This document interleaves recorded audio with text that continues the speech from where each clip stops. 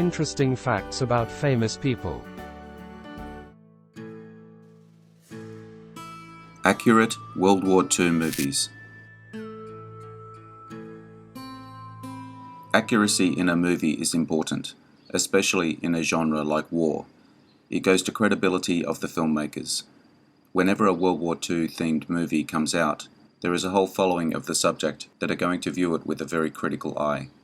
Today, we will take a look at some examples of older and recent World War II movies, based on how accurate they are. If you enjoyed this video, hit the notification button to get my new videos. If you want to check out my many other videos, head over to my channel. The link is in the description. Let's get into it in no particular order.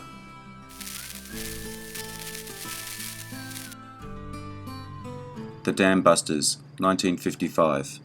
This film about the Royal Air Force's mission to destroy a series of raw river dams by inventing new technology, rotating cylindrical bombs compared to skipping stones across water, is not so known about today. Great Britain's most popular film of 1955. The movie deserves to be on the list, despite the restrictions imposed on filmmakers by Britain's Official Secrets Act and the limited state of special effects in 1955. The Dam Busters stays close to the facts, also excelling in conveying the tension experienced by the Lancaster air crews as they flew dangerously low through a gauntlet of bullets to drop the bombs, as well as those back home in England waiting to know the results. The inventor, Barnes Wallis, went on to invent other successful weapons that helped bring the Second World War to an end sooner rather than later.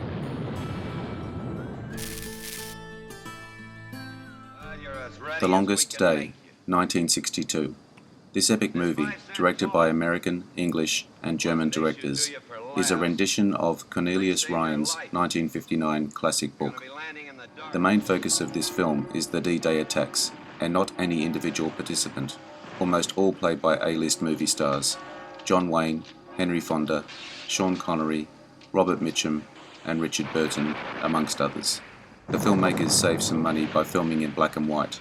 Otherwise, they did not skimp on producing the events as accurately as possible, despite the technology of the day. Even so, the landing on Omaha Beach is compared to Steven Spielberg's gruesome version in the movie Saving Private Ryan, lacking its accuracy and intensity. However, The Longest Day remains the classic film of the war's most important day, winning 2 Academy Awards, one for special effects and another for Best Black and White Cinematography.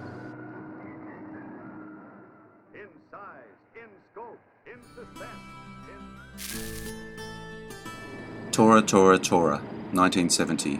This film got it right, despite critics at the time panning it for being dull due to poor character development. However, that was the point.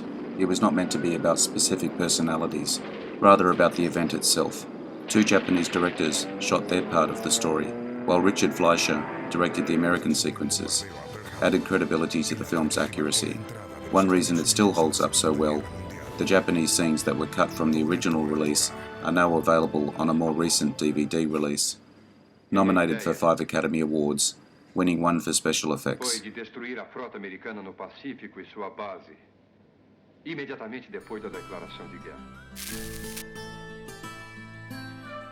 Patton, 1970. This important movie, directed by Franklin J. Schaffner, released in the midst of America's most controversial war. Remarkably, both pro- and anti-Vietnam War hawks found things to appreciate in this movie, with almost everyone praising George C. Scott's masterful embodiment of George S. Patton in all his complexity. Francis Ford Coppola wrote the screenplay years before it was filmed, combining anecdotes about the man taken from several first-hand accounts. Coppola created the film's famous opening scene, where a bemedaled Patton addresses his troops while standing in front of an enormous American flag. By piecing together quotes from Patton's actual speeches in a way that conveys the essence of the man, Patton won several Academy Awards, including Best Picture, Best Director, Best Actor, and Best Screenplay. Bastard sitting here crying in front of these brave men who've been wounded in battle. Das Boot, 1981. Opening with a shocking statistic: 40,000 served on German U-boats, 30,000 did not return. We then see a drunken celebration as German submariners celebrate in a French tavern. the scenes suggesting we are, metaphorically, watching dead men walking or stumbling. The movie excels in the sense one has of being in the cramped bowels of a World War II German submarine amongst its crew. We experience the grime, the claustrophobia, the camaraderie, the heaving seas, the strategy of the hunt, and the fear of being hunted in turn, the constant dread of pinging enemy sonar, and the deafening explosions during depth charge attacks, and stress while being trapped on the ocean floor. A visceral experience, leaving us with the realization that this was what life was really like for the crew on a German U-boat.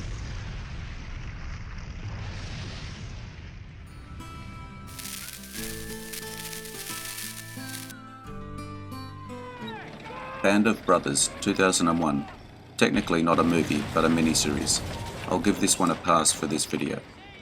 From the same team that created Saving Private Ryan, director Steven Spielberg, actor Tom Hanks, and others.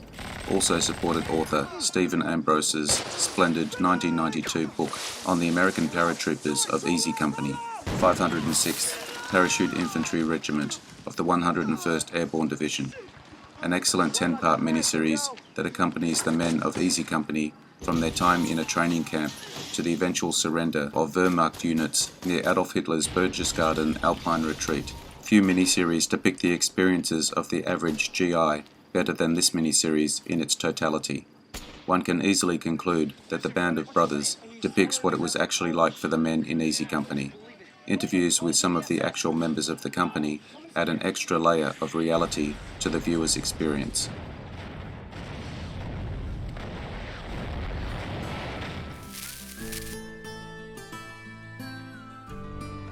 Downfall, 2004.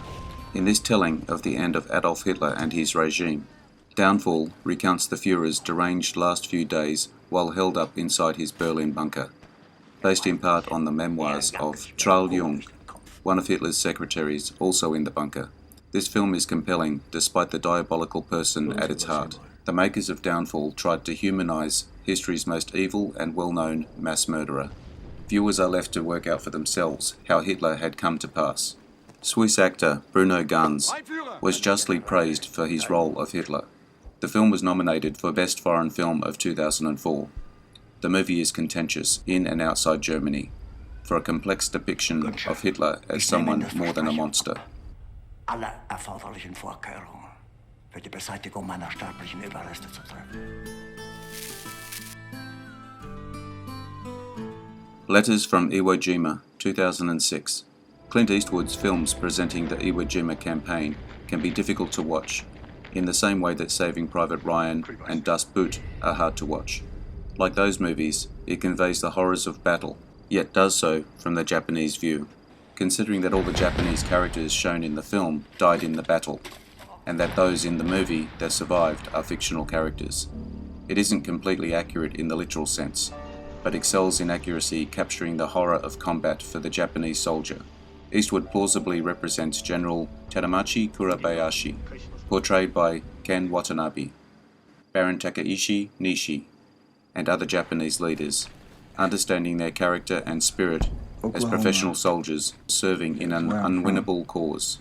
Letters from Iwo Jima, filmed back-to-back with his companion piece movie, Flags of Our Father, also released in 2006. Depicting the battle from the American side, excels in explaining the true nature of combat in the Pacific Theatre, in all its brutality and cruelty. Letters from Iwo Jima won an Academy Award for Best Sound Editing.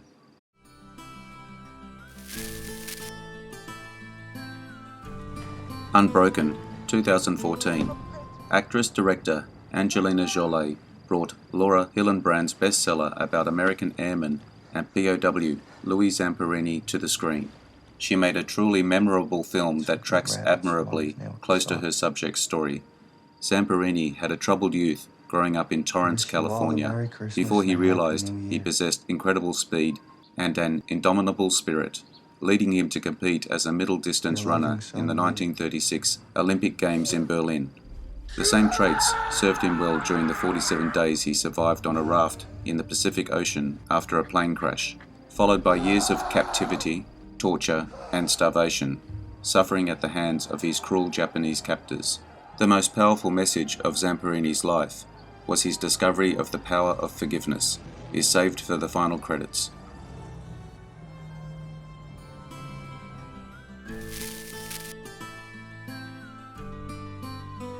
Dunkirk, 2017. The creators of Dunkirk went to incredible lengths to accurately portray the events of the Dunkirk evacuation, from the perspective of the encircled British Tommies, pilots, and the hundreds of brave British civilians who participated in the evacuation of more than 338,000 British and French soldiers from France. A devastating defeat that was in some ways also seen as a victory, as it led to the resurrection of the British Army and the creation of the Free French Force. Most of the characters in the film were fictional. They are composites of real-life individuals, which helps the film accurately convey the desperation, confusion, and tenacity of all those involved. Dunkirk won Academy Awards for Best Film Editing, Best Sound Editing, and Best Sound Mixing. Honorable mentions: The Story of G.I. Joe, 1945, Battleground, 1949, To Hell and Back, 1955, The Bridge on the River Kwai, 1957, The Great Escape, 1963, PT 109, 1963, Midway, 1976, Schindler's List, 1993, Saving Private Ryan, 1998, Conspiracy, 2001, The Great Raid, 2005.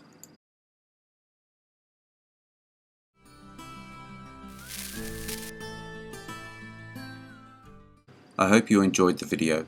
Let me know what you think in the comments. I appreciate your likes and subscribers. Hit the notification button to get my new videos. Take a look at my channel and check my Facebook page. The links are in the description. I am Wrangler. Bye for now. See you again soon. Interesting facts about famous people.